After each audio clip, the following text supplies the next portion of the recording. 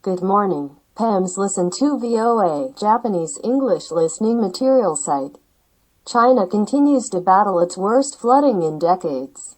July 17, 2020 Washington, Chinese authorities issued more flood warnings Friday as weeks of torrential rains have caused the worst flooding in more than 30 years, destroying the homes and impacting the livelihoods of millions of people, with experts warning the worst is yet to come.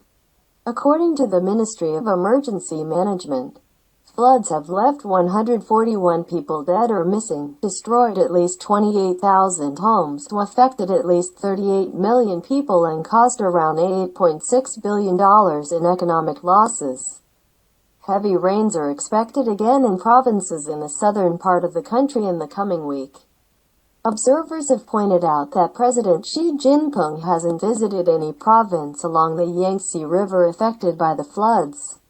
As many as 33 rivers have reached record highs, while alerts have been issued for a total of 433 rivers, according to a release by China's Ministry of Water Resources on July 13. Poyang Lake, formed from the overspill of the Yangtze River, is 2.5 meters higher than its warning level. The central city of Wuhan, located on the banks of the Yangtze River where COVID-19 emerged late last year, declared red alerts as heavy rain swelled rivers and lakes.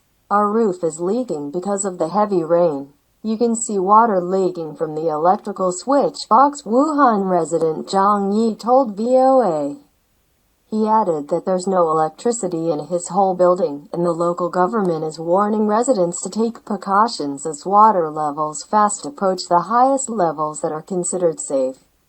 The worst-hit provinces of Anhui, Jiangxi, and Zhejiang also declared red alerts. Sun Liang, a farmer from Jiangxi province, said that all his crops were immersed in water.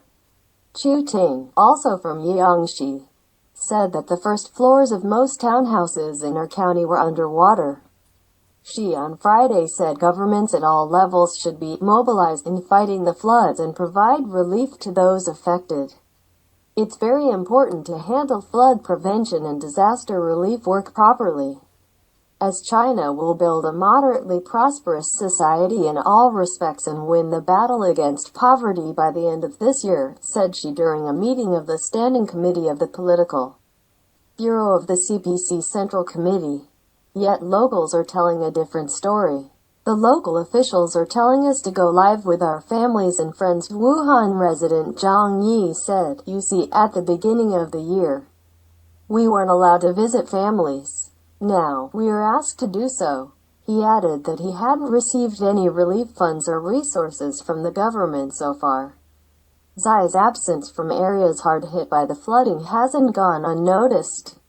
Sha Ming, a professor of political science at the City University of New York, told VOA that almost all former leaders of the Chinese Communist Party personally visited affected areas when the country was hit by natural disasters.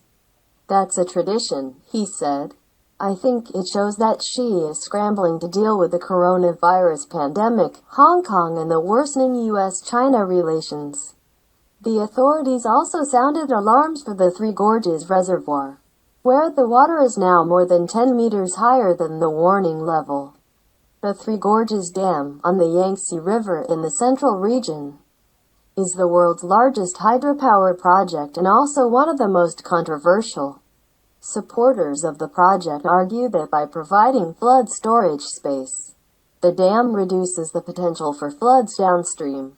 Yet critics of the project have said the historically high water levels on the Yangtze River prove the project is failing at what it was designed to do. One of the major justifications for the Three Gorges Dam was flood control, but less than 20 years after its completion we have the highest flood water in recorded history, David Shankman, a geographer with the University of Alabama who studies Chinese floods, told Reuters. The fact is that it cannot prevent these severe events. Zhang Yi said that most residents don't understand how the dam works. We thought it's just for generating electricity, he told VOA. Chinese geologist Fan Xiao has persistently voiced criticism of the dam. He said these major dam projects actually can make flooding worse by altering the flow of sedimentation down the river. In an interview with Reuters, he said these projects can only partially and temporarily intercept the upstream floods, but are powerless to help with floods caused by heavy rainfall in the middle and lower reaches of the Yangtze River. Chinese state media CCTV dismissed these concerns as being hyped by some Western media, saying the Three Gorges Dam effectively relieved the pressure of flood control on the middle and lower reaches of the river. Thank you. Listen to VOA.